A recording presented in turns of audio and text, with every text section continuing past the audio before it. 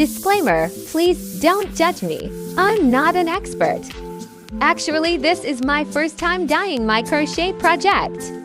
So if you have any idea in dyeing and you're here watching this video, please let me know if I'm doing it wrong.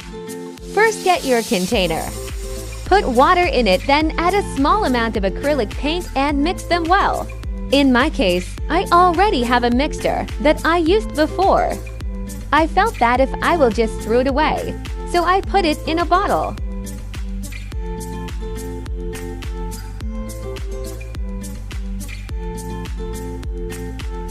Get your wiping cloth ready.